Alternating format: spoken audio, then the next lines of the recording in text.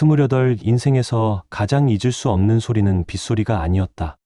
그날 밤 엄마의 방에서 들려온 날카로운 신음과 함께 찢겨나가는 종이 마찰음이었다. 문틈으로 새어나오는 불빛 아래 할머니 손에 쥐어있던 크레파스 그림이 보였다. 473이라는 숫자가 거칠게 덧칠된 그림. 무언가 불길한 징조가 온몸을 스쳐 지나갔다. 도윤아, 473 오늘 밤에도 절대 잊지 마라. 할머니의 목소리는 나지막했지만 또렷했다. 치매 환자의 목소리라기보다는 마지막 경고를 남기는 사람의 절박함이 담겨 있었다. 할머니, 또 그 숫자예요. 그거 호석이가 그린 건데 그게 뭐냐고요. 할머니가 작은 무언가를 거칠게 긁는 소리가 들렸다. 그리고 쇠붙이가 떨어지는 짤랑 소리. 할머니의 473 숫자, 집착과 며느리의 불안, 그리고 손자 호석이의 그림에 대한 과도한 반응. 단순한 치매 증상이 아니라는 묘한 불안감이 그날 밤 낡은 연립주택을 짓눌렀다. 문고리를 잡은 채 안으로 들어갈 용기와 이대로 돌아설 이유 사이에서 3분간 멈춰 서 있었다. 하지만 이미 늦었다. 뭔가 거대한 비밀의 소용돌이에 빨려 들어가고 있었다. 다음 날 아침, 낮에 할머니는 딴 사람이었다. 춘희 슈퍼를 40년 가까이 운영하신 우리 집의 대들보. 새벽 5시면 어김없이 일어나 된장찌개를 끓이고 동네 아이들에게 과자를 하나씩 더 주며 웃으시는 분. 그런데 왜 밤만 되면 그 이상한 숫자를 되뇌시는 걸까? 어머니 수연의 안색은 이틀째 그림자가 드리워져 있었다. 눈 밑에 다크서클이 짙어져만 갔고 손톱을 뜯는 버릇이 더욱 심해졌다. 엄마, 어디서 주무셨어요?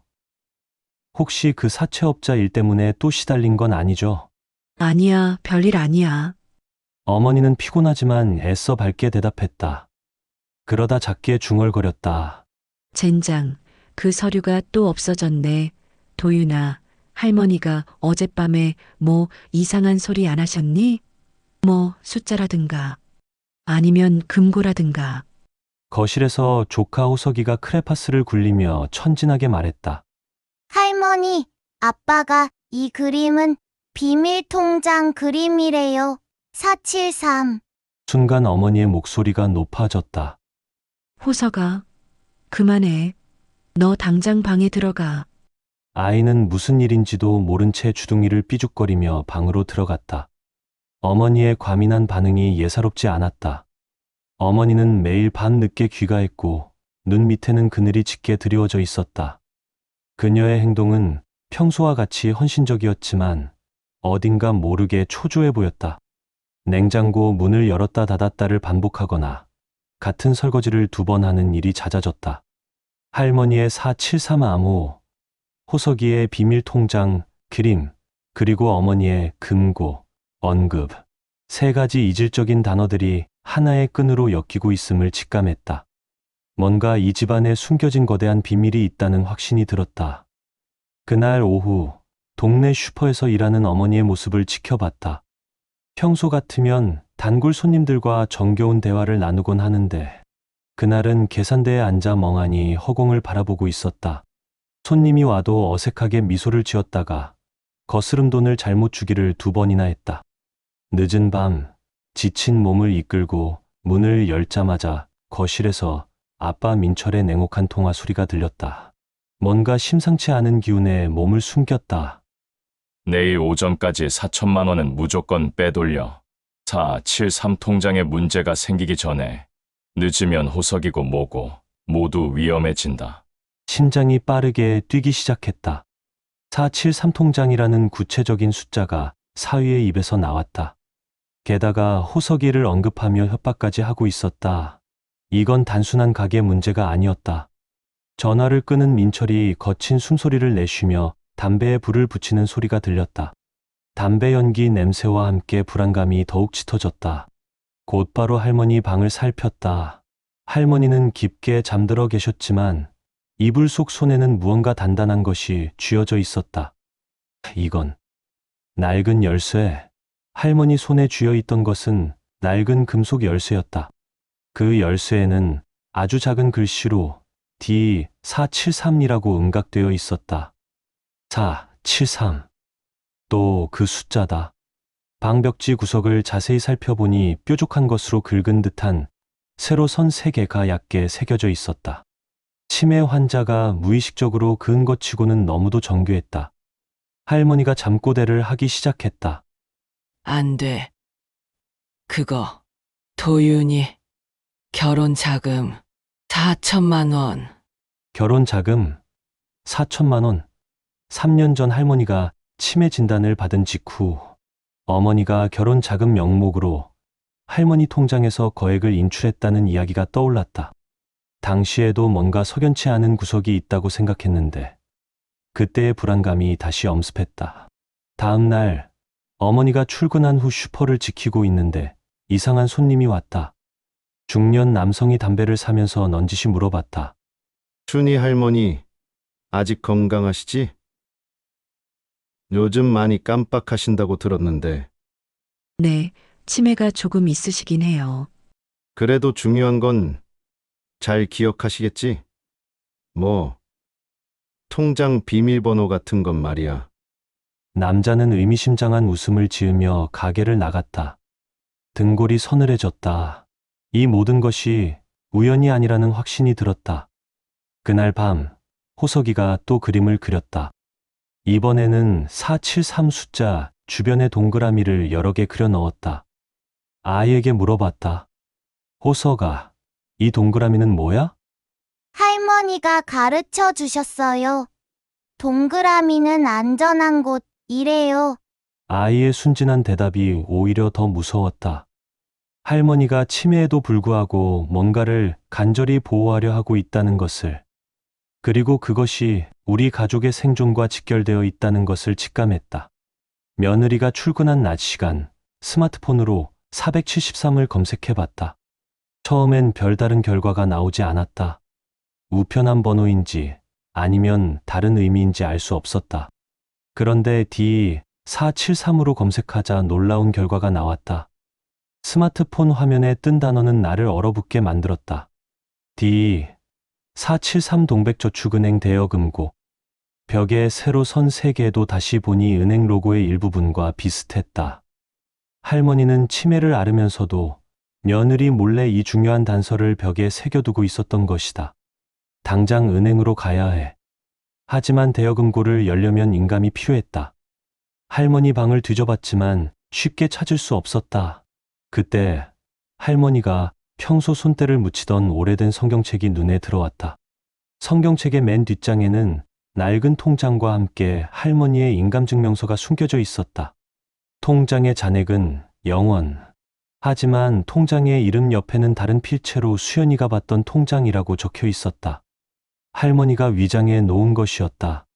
손이 떨렸다. 이 모든 것이 치밀하게 계획된 것이었다. 치매에 걸린 할머니가 이런 복잡한 계획을 세우고 실행할 수 있을까? 아니면 치매 진단 자체가 잘못된 것일까? 그날 오후 몰래 동백저축은행에 갔다. 직원에게 대여금고 이용 방법을 문의하니 본인 확인과 인감 확인만 되면 언제든 열어볼 수 있다고 했다. 할머니, 정말 죄송합니다. 하지만 이 수상한 상황을 그냥 넘어갈 수는 없어요. 집에 돌아와 어머니의 행동을 더욱 자세히 관찰해봤다. 어머니는 매일 밤 늦게 들어와 주방에서 혼자 뭔가를 계산하며 한숨을 쉬었다. 계산기 두드리는 소리가 밤늦도록 계속됐다. 4천만 원. 이자까지 하면 도대체 언제까지 갚아야 하는 거야? 어머니의 혼잣말이 문틈으로 새어나왔다. 확실히 4천만 원이라는 큰 돈과 관련된 문제가 있었다. 그런데 그 돈이 정말 사채업자에게 빌린 것일까? 아니면 다른 경로로 생긴 빚일까? 다음 날 민철이 또 수상한 전화를 받는 것을 목격했다. 통장 추적당하기 전에 빨리 정리해야 해. 473 금고는 절대 건드리면 안 되고. 민철은 누군가와 거래를 하고 있었다. 그리고 그 거래에는 할머니의 금고가 연결되어 있었다. 이제 확신이 섰다. 민철이 할머니와 어머니를 이용해 뭔가 불법적인 일을 꾸미고 있다는 것을. 호석이가 또 이상한 말을 했다. 큰아빠가 할머니한테 비밀번호 자꾸 물어봐요. 할머니가 모른다고 하니까 큰아빠가 화냈어요. 아이의 순진한 증언이 퍼즐의 마지막 조각을 맞춰주었다. 민철은 할머니의 금고나 통장에 접근하려 하고 있고 할머니는 그것을 필사적으로 막고 있다. 어머니는 그 사이에서 이유도 모른 채 고통받고 있고 그날 밤 마침내 결심을 내렸다. 내일 당장 할머니의 금고를 열어보기로. 더 이상 지켜만 보고 있을 수는 없었다. 동백저축은행 대여금고실에서 금고 열쇠가 돌아가는 철커덕 소리가 울렸다. 묵직한 금고 문이 열리면서 내 인생을 뒤바꿀 진실이 모습을 드러냈다. 대체 뭐가 들어있을까? 떨리는 목소리로 중얼거리며 금고 안을 살펴봤다. 현금 다발 대신 두툼한 서류 봉투와 오래된 사진 한 장이 있었다. 서류 봉투를 뜯는 순간 경악을 금할 수 없었다. 이 서류는 채무 변제 확인서, 그리고 어머니의 필체. 서류 봉투 속에는 3년 전 어머니 수연이 할머니 명의 통장에서 인출했던 거에 4천만 원에 대한 채무 변제 확인서가 들어 있었다. 확인서에는 어머니가 민철의 도박 빚을 갚기 위해 돈을 빌렸으며 3년 동안 갚아나가겠다는 내용과 함께 어머니의 지장이 찍혀 있었다. 순간 머릿속이 하얗게 변했다. 어머니는 도박을 한 것이 아니라 할머니가 사위의 빚, 보증을 서서 진 숨겨진 빚을 갚기 위해 돈을 인출했던 것이었다. 어머니가 고통받는 진짜 이유가 밝혀지는 순간이었다. 이 사진은 호석이의 첫돌 사진이잖아. 뒷면에 진짜 비밀이라고 적혀 있네. 사진 뒷면에는 할머니의 연필 글씨로 다음과 같이 적혀 있었다. 도윤아, 내 엄마는 널 위해 내 빚까지 대신 갚는 착한 며느리다. 엄마를 의심하지 마라. 그리고 내 엄마가 찾던 그 서류는 춘희 슈퍼 명의 변경 서류다. 내가 금고에 넣어 숨겼다. 내 엄마가 빚 때문에 이 슈퍼까지 팔아버릴까봐. 할머니의 따뜻하면서도 간절한 글씨를 보는 순간 눈물이 쏟아져 내렸다. 할머니는 치매에도 불구하고 가족을 지키기 위해 마지막까지 싸우고 계셨던 것이다. 서류를 더 뒤져보니 또 다른 충격적인 사실이 드러났다. 슈퍼 명의 변경 서류 밑에는 종신보험 해약 신청서가 있었다. 3년 전 날짜로 되어 있고 해약금은 정확히 4천만 원이었다. 모든 퍼즐이 맞춰지기 시작했다. 할머니는 자신의 치매를 직감하고 마지막으로 할 수 있는 모든 것을 준비해 두셨던 것이다. 종신보험을 해약하고 그 돈을 며느리에게 건네면서 동시에 중요한 서류들은 금고에 숨겨두셨던 것이다. 그런데 왜 어머니는 이 모든 것을 몰랐을까? 서류를 자세히 보니 답이 있었다. 모든 서류에는 수연에게는 비밀이라는 할머니의 메모가 붙어 있었다. 할머니는 며느리가 죄책감에 시달릴 것을 염려해 진실을 숨기셨던 것이다. 마지막 서류는 더욱 충격적이었다. 민철의 도박 빚 목록과 사채업자 연락처, 그리고 민철 고소장 초안이 들어 있었다. 할머니는 모든 것을 알고 계셨고 법적 대응까지 준비해 두셨던 것이다. 금고를 다시 닫으며 깨달았다. 할머니의 473은 단순한 치매 증상이 아니라 가족을 지키기 위한 마지막 암호였다는 것을, 그리고 이제 그 암호의 진짜 의미를 풀 시간이 왔다는 것을. 집에 돌아와 며느리 수연이 거칠게 문을 닫는 소리가 들렸다. 금고에서 가져온 서류와 사진을 테이블에 펼쳐놓고 어머니를 기다렸다. 도윤아, 이게 뭐야? 어디서 가져온 거야? 어머니의 얼굴이 순식간에 창백해졌다. 서류를 보는 순간 다리에 힘이 빠진 듯 주저앉았다. 엄마, 이제 다 알았어요. 아빠가 진 도박 빚, 할머니가 보증을 서신 것, 그리고 엄마가 3년 동안 혼자 감당해온 모든 것들. 내가 알면 뭘 할 수 있는데. 내가 그 빚을 대신 갚아줄 거야. 어머니가 절규했다. 내가 힘들게 들어간 그 회사까지 때려치고 나와서 나랑 이 빚구덩이에서 뒹굴 거야. 내가 내 엄마라서. 내가 이 짐은 져야 한다고 생각했어. 그래서 매일 밤 불안해하며 잠 못 이루고 할머니가 치매 때문에 이상한 짓을 한다고 오해하게 만들었어. 분노와 슬픔이 뒤섞인 목소리로 대답했다. 그때 춘희 할머니가 방문을 열고 나오셨다. 잠옷 차림이었지만 눈빛만은 또렷했다. 수연아, 그만해. 내가 다 들었다. 그리고 도윤아, 내 엄마는 죄가 없다. 다 내 욕심 때문에 생긴 빚이야. 마지막 비밀은 저기에 있다. 할머니가 거실 벽 한 곳을 손가락으로 가리켰다. 급하게 할머니가 가리킨 벽의 낡은 패널을 열자 안에서 낡은 보험증서가 떨어졌다. 이건 할머니 종신보험, 수익자가 손자 도윤, 그리고 만기일이 오늘. 숨이 막혔다. 보험증서에 명시된 금액은 4천만 원. 3년 전 할머니는 자신의 치매를 직감하고 마지막으로 할 수 있는 일을 했던 것이다. 종신보험을 만기 예약하고 그 돈을 결혼 자금이라 속여 며느리에게 건넸던 것이다. 며느리는 그 돈을 자신이 갚아야 할 사채로 오인하고 3년간 뼈를 깎는 고통으로 빚을 갚아왔던 것이다. 어머니의 희생은 진짜였지만 그 희생의 이유는 완전히 잘못 알고 있었던 것이다. 엄마는 죄가 없었어요. 할머니의 보험금으로 빚을 갚은 거였어요. 세 사람은 서로를 바라보며 울었다. 오해와 희생, 그리고 숭고한 사랑이 뒤엉킨 채 3년간 지속되었던 고통이 마침내 진실과 만나는 순간이었다. 다음날 아침, 세 식구의 밥상은 조용하지만 따뜻했다. 어제까지의 긴장과 불안이 거짓말처럼 사라져 있었다. 결심한 듯 숟가락을 내려놓았다. 엄마, 제가 대출을 좀 더 받아서 남은 빚을 일단 다 갚아요. 그리고 저 회사 그만둘게요. 아빠는 어젯밤에 경찰에 신고했어요. 뭐? 신고? 안 돼. 어렵게 들어간 회사인데. 어머니가 깜짝 놀라며 말했다. 아니요. 할머니의 마지막 바람이 뭔지 알았어요. 춘희 슈퍼를 지키는 거. 저 슈퍼에서 엄마랑 같이 일하면서 할머니의 유산을 이어가고 싶어요. 할머니가 온화한 목소리로 말씀하셨다.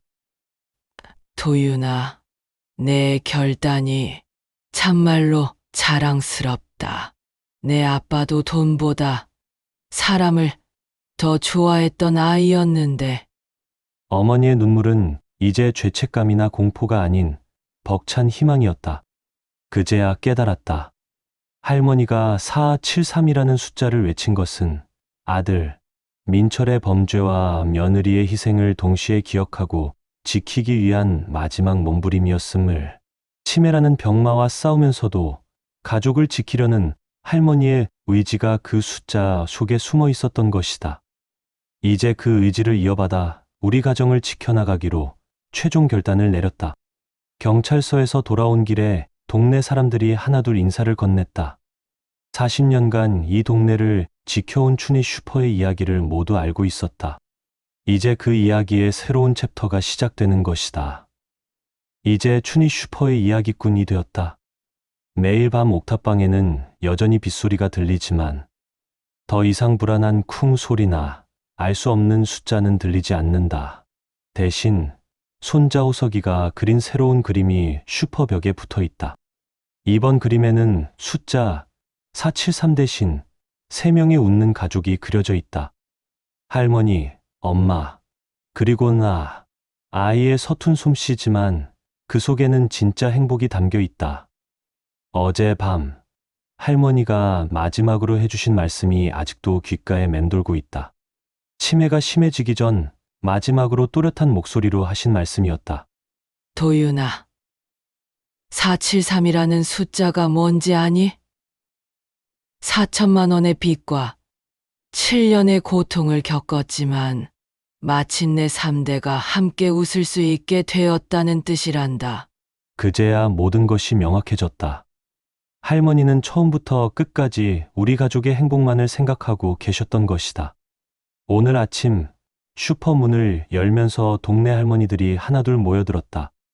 40년간 이어진 정겨운 풍경이다. 이제 내가 그 중심에 서 있다. 473. 할머니가 남긴 건 숫자가 아니라 우리가 함께 견뎌온 시간이었다. 4천만 원의 무게보다 7년의 고통보다 결국 남은 건 셋이서 웃는 지금 이 순간이었으니까.